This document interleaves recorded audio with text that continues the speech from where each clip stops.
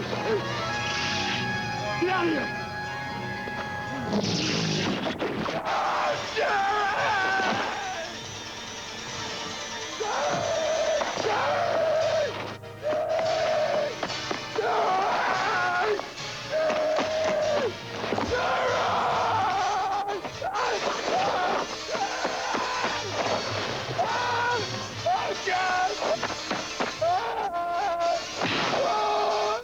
Well, there are times when we all need a helping hand, even when it's from another galaxy. That's Dennis Quaid as the imperiled Earthling, and Louis Gossett Jr., believe it or not, as his rescuer inside that intergalactic lizard suit. They're stranded together in a hostile planet in the new sci-fi spectacular Enemy Mine.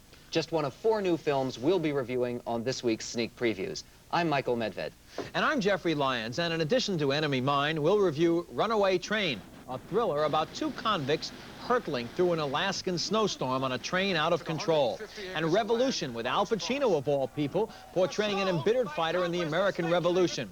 And Ron, the great Japanese director Akira Kurosawa's sweeping epic vision of King Lear. And Nancy Glass will tell us about 2 movies she wishes she'd missed this holiday season. Christmas gifts she'd like to return. Michael is up first with his review of Runaway Train. And Michael, just looking at those scenes of the Alaskan winter gives me the shivers. Well, Jeffrey, I think some of the other scenes may induce other physiological reactions. The new thriller Runaway Train stars John Voight and Eric Roberts as a pair of desperate inmates who escape from a maximum security prison, then battle the elements in the frozen wastes of Alaska. With a sadistic warden hot on their trail, they make their way to a locker room in a railroad yard for a few moments of much-needed warmth. Shoes, Manny. What we got? Shoes. Let there be shoes, man. I want that, Manny. I want that.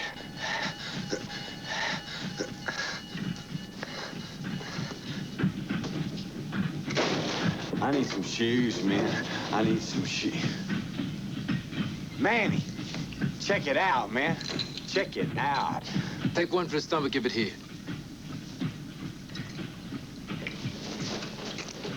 Oh, mama.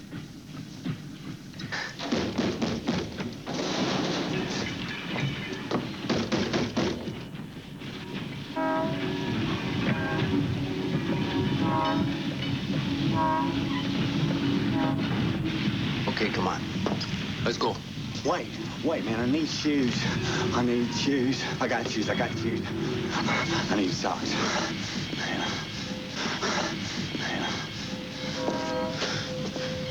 Give me a minute, man. Just a minute. Okay. With this new equipment well in hand, or at least on feet, they hop onto a speeding freight train. But then, in one of those great movie coincidences, the engineer conveniently drops dead of a heart attack. Now, this means that the 2 prisoners are on board an out-of-control runaway train, and they're both going to die in a fiery crash unless they can climb into the cab and apply the brakes. Now, the big question is, which one of them is going to do the job? And the incongruous presence of an assistant engineer, played by Rebecca De Mornay, only adds to their confusion. Okay, I'm going. No! No, he's using you! He's using you! Don't go! You're going, sucker. You're going to do what I tell you, aren't you? Yeah. That's right. You're going to do it. Do it yourself if you're so brave! I would if I had 2 hands. You think you can sacrifice someone else's life instead of your own? You're an animal. No. Worse. Human. Human! Get up! Yeah. Get the hell out of here! Get up! I'm not letting you go! No! No! Don't you touch her!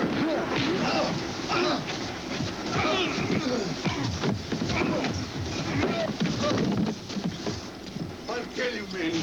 I'll kill you. You die, sucker! You die! I'll kill you, man. Don't make me kill you. I'll kill you. I'll kill you, man. Don't make me kill you. I'll kill you. Come on, man. I'll tell you, man.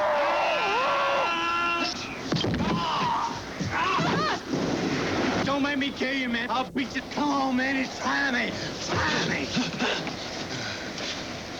Kill him! Kill him! Kill him!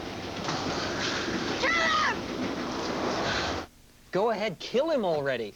By now, it ought to be obvious that this is a very silly film with a very silly plot. But the distinguished Soviet director, Serge Konchalovsky, treats this material as if it were War and Peace. He seems to be straining for some sort of profound parable about the arms race. You see, they're trapped together on a speeding train heading for oblivion, but the two prisoners can't even cooperate to save themselves. Well, they certainly can't cooperate to save this picture. Yes, some of the early prison scenes have a shocking brutality to them, and some of the outdoor photography is beautiful, but the outrageous overacting quickly upstages even all that magnificent Alaskan scenery. Jon Voight is by far the worst offender. He's so utterly out of control, in fact, that they should have warned the audience by giving this picture a new title, Runaway Actor. Absolutely right, Mike. I'm a big fan of Jon Voight's, but here he does a D's, Dems, and Do's accent as if he's punch drunk from the Champ. It's a total distraction, and it just really takes your focus away from where it should be. And talk about change of focus. They try to make this sort of like a disaster film. They keep cutting back to the railroad control tower and tell you they're going to crash into a chemical plant and humanity's going to be threatened. And a runaway train just isn't very scary. This is taken from a screenplay by Akira Kurosawa, who directed Ron, which we'll be doing later. But the movie's very confinement. And the second half of the picture is what does it in, because once the statement is made that good versus evil in the arms race is made, there's nothing else. It's not really an enjoyable experience sitting through any of this. It doesn't have to be enjoyable, but you don't grow. It's not edifying at all. Absolutely. The point about the Kurosawa screenplay is he wrote it 20 years ago and then never made it. He had the good judgment to put it on the shelf, and that's where it should have stayed. And Eric Roberts is good in every other picture, and this is one of his off pictures. A wonderful actor, but here he and Voight try to outact each other. So next time, take the plane. That's right, Michael. Coming up, Revolution and Ron. But our next movie is Enemy Mine, directed by Wolfgang Petersen, who made Das Boot. It's a sort of a science fiction yarn about an astronaut played by Dennis Quaid, who's shot down by alien beings called Drax. He's forced to land on a deserted planet somewhere, but his only companion is the very Drac who shot him down. Now, the Drac is portrayed by Lou Gossett. After their initial conflicts, they eventually learn to tolerate one another, since they have to do so to survive. And then they grow to become friends. And in this scene, the Drac is learning to talk and learns how beauty is surely in the eye of the beholder. This is my head. That is your ugly head. No. This is my head. That is you head. You ugly head.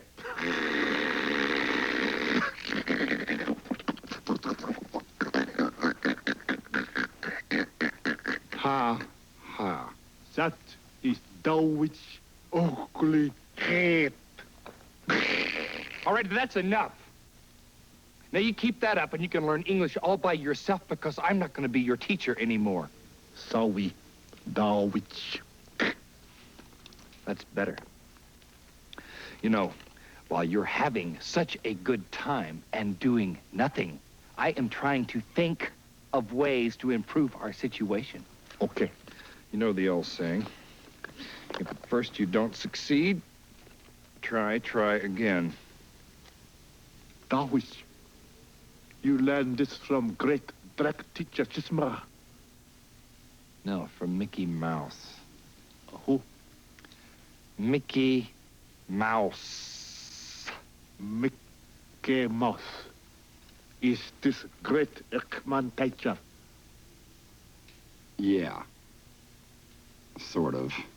Funny, my Earthman teacher was goofy. The days grow to weeks and then to months, and their friendship grows deeper. It's their only shield, you see, against growing desperation at spending the rest of their days on that desolate planet. Then one day, the Drac tells the astronaut why he's been feeling a bit under the weather recently. I am not fat.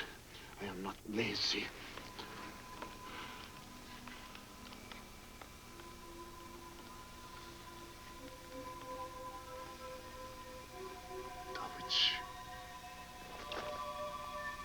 I await a new life. A new life? From where?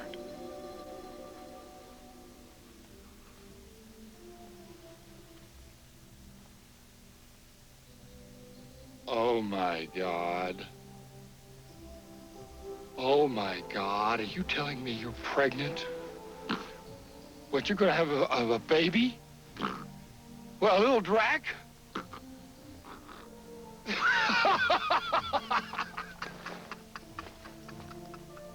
What? How? Well, don't look at me.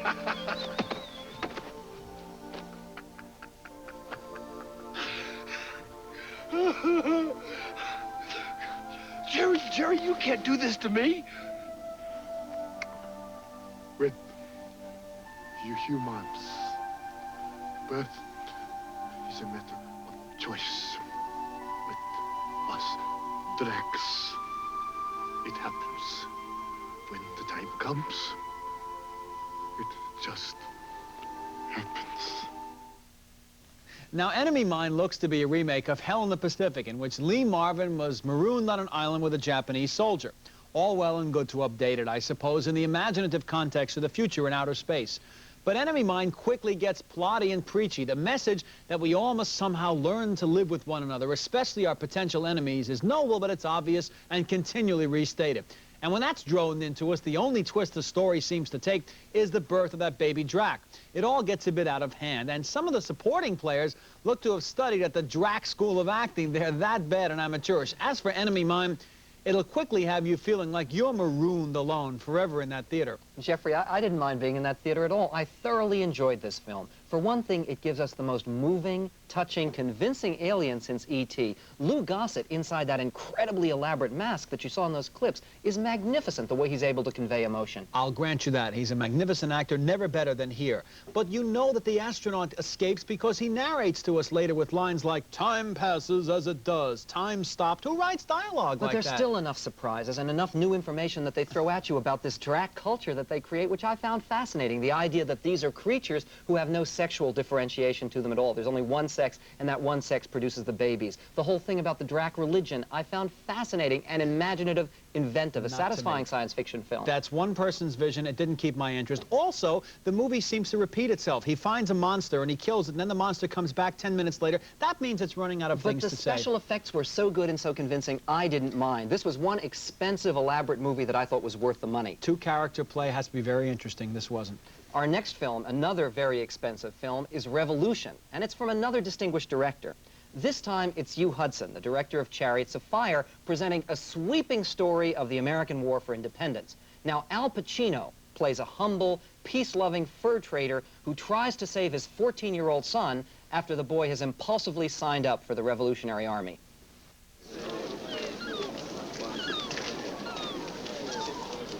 Yeah, here's your $5 back. It was a mistake. Where do you think you're going, mister? Step back here at once!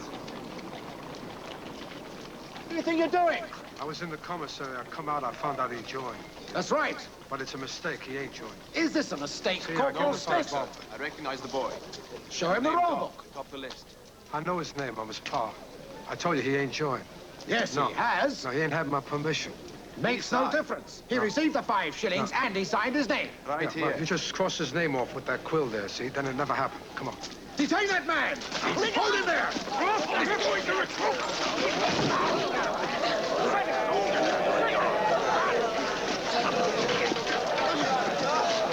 You can't just take him. They're all somebody's sons, mister. And they're all willing to shed their blood fighting tyranny. Ask your boy, who's war? All right, let's move on! No. Now. Come, let's move on! It ain't his war. How many of Let's them? get moving! You can't force him in. Oh, Sergeant. Come now. You gotta be a family man. I've had 3 kids. 1 wife dead. That's all I got living on. Come on, you can't take it. Sons go to war because fathers don't. You want to see your son again? We'll sign the roll book.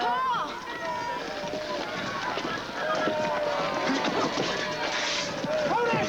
If you do that once more, Now, to protect his boy, Pacino follows him into battle. But for the first 2/3 of this very long movie, he keeps telling us, "It's not my fight," and trying to desert.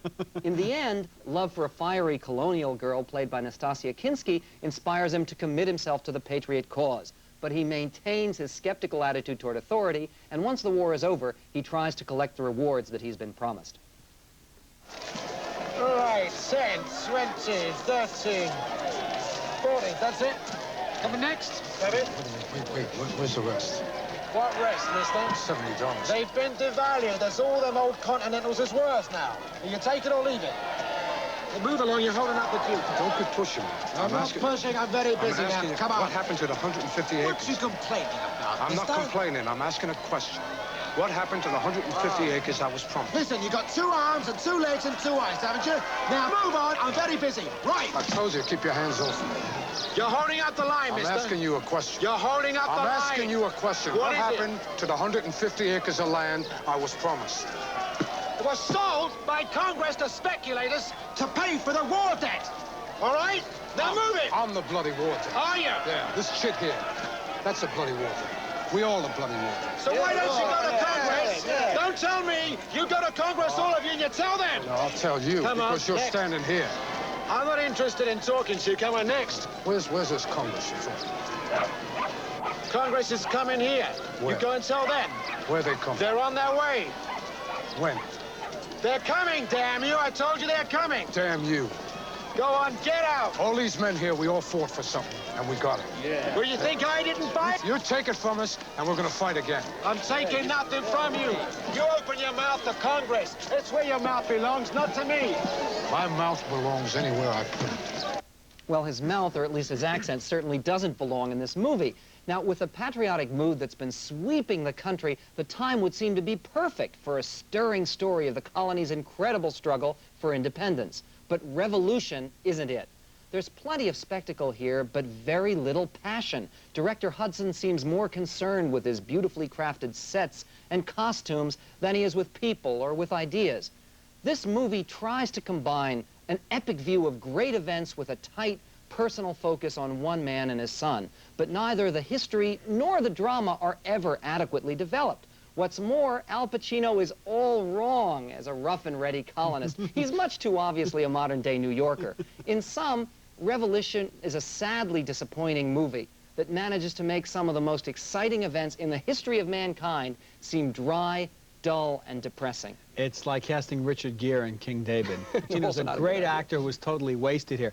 This is a movie of processions. If you like parades, you like marching armies, and an occasionally well-done war sequence, I guess this picture is for you. But other than that, it's totally ridiculous. Yeah, a part of the problem is that both the Americans and the British are portrayed in such unsympathetic terms. Director Hugh Hudson, when they announced that an Englishman was going to be directing this film, there's a British headline that said, maybe this time we'll win. Nobody wins in this movie because they all come out badly. You also don't care about the relationship and don't understand that between Nastasia Kinski and Al Pacino, they're mismatched as potential lovers. There's no reason why they should be attracted to each other, and the way they constantly find each other over the years is totally implausible. Nonsense. Part of the problem is it's a very long movie as it is, almost 3 hours long, but you feel like it was even longer, and they cut out great big bleeding chunks of it. They're big plot holes that make no sense at all. Little by little, it's opening across the country. I think the film company knew that this picture should be buried. It's a wasted effort. It's a good actor lost amidst beautiful costumes and settings, but totally miscast. Agree with you. Well, our next movie is totally different. It's about a different war. In fact, it's called Ran, which in Japanese means chaos or turmoil. It's the 27th film from director Akira Kurosawa, the most expensive film ever made in Japan. Ran is his vision of King Lear, meshed with 16th century civil war in Japan. Now, this 3-hour movie is filled with stirring battle sequences, forceful acting, and one betrayal after another. An aged feudal warlord has decided to abdicate his power and divide his land among his 3 sons and live his life in tranquility. But you know from Lear, of course, that was a bad idea. And soon one son raises an army against another, and battle and misery are joined.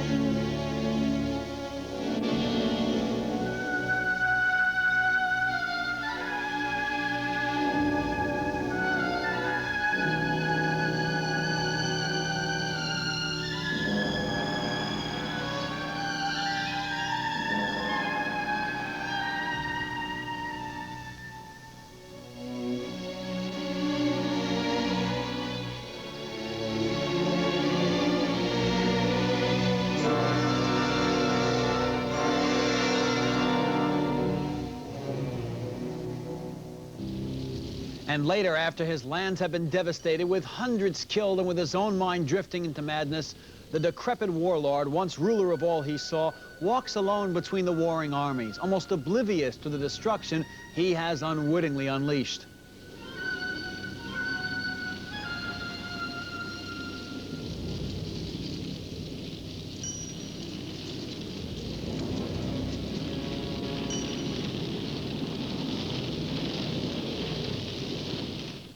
Now, 75-year-old Akira Kurosawa is widely regarded as the greatest living film director, an opinion I happen to share. His latest movie has thrilling vistas, brilliantly conceived battles, and an intense style of acting we see here in the West all too rarely. Japanese actors use their faces, their bodies, and especially their voices in ways actors trained here never even approach. Kurosawa's world depicts loyalty as a suspect and life very cheap, yet honor all important. Ron is riveting and stirring, and Kurosawa's backdrop for one of the greatest tragedies ever written is awesome in its sweep. Ron is a crowning achievement to Kurosawa's magnificent career, and it's on my list of best pictures of this or any year for that matter, Michael. Jeffrey, masterpiece is one of those words that's overused in most film criticism, but it's definitely a word that applies here. For what it is, this film is impossible to beat. But I think people should be warned that it's very much like a Japanese print. It's sort of flattened out, it's stately, it's slow. It's no kind of edge-of-your-seat thriller. Not to sound snobbish, it is for a sophisticated audience primarily, but boy, once you look at it, it's like looking into another world. Even his extras in the background are disciplined-looking actors. That's the sign of impeccable direction. And so brilliantly stylized. One of the things that Kurosawa has said he was trying to do here was to try to approximate some of the stereotypes, some of the archetypes that appear in kabuki drama, the traditional Japanese mask play, and he does that here brilliantly with some of the makeup and the masks that appear. And he says the similarities to Lear only occurred to him halfway through the making of this movie, which I found bizarre. Which is hard to believe. Whatever happened, whatever he did was right. This is an awe-inspiring achievement. So in other words, Jeffrey, we certainly agree that Ron is a very, very welcome holiday gift from the Japanese film industry to American audiences. Better than Godzilla, right? Even better than that, that's right. But Hollywood, meanwhile, has prepared several seasonal offerings that moviegoers might want to return. Now, here's our own Nancy Glass to tell us about two of them. Thanks, Michael and Jeffrey. I got a couple of things I didn't want for Christmas. I got a bad cold, and I got two bad movies. The worst of the Christmas season has to be King Solomon's Mines, starring Richard Chamberlain, who looks like he's been dipped in a vat of man-tan. He's an adventurer, whatever that means, who hooks up with a ditzy college student. She's looking for her father. Her father's looking for the mine's riches, and everywhere you look, there are bands of bad guys out to get them and the treasure. The villains include African natives, Arabs, Germans, and a Turk. A cast of thousands. Our hopeless heroes run from one dumb mishap to another in search of a storyline that's impossible to follow. The dialogue is predictable. Well, do something. You're the adventurer. Sure, you take the 1,000 on the right, I'll take the 1,000 on the left. The acting is laughable. Well, I don't need to die with dignity. You may not have to worry. But what's confusing is that for years, Richard Chamberlain has been trying to prove himself as a serious actor. In this, he only acts embarrassed. And who can blame him? The action sequences are slow, and the suspense wouldn't kill anyone. I don't want to give you the wrong impression. This movie isn't just shallow and stupid. It's also offensive. Here, the natives are reduced to racist stereotypes. They're characterized as buffoons, subhumans, and cannibals. Apparently, they prefer white meat. That's supposed to be campy? Someone should throw it on a campfire. I can't tell what this movie's trying to be. It isn't romantic, it isn't funny, it isn't adventurous, it's barely a movie. I also received a horrendous horror film, Nightmare on Elm Street Part 2, Freddy's Revenge. In this sequel, Freddy, the guy with the bad manicure, is back to possess the body of Jesse, an uncoordinated kid who has just moved into the sinister house where the last movie took place. This poor teenager is plagued by nightmares in which Freddy, a walking food processor, appears along with some really bad special effects. My sentiments exactly. Jesse's nightmares lead him into the basement where old Freddy tells him to go out and kill. Why do these things always happen in the basement? No one ever gets terrorized in the dining room.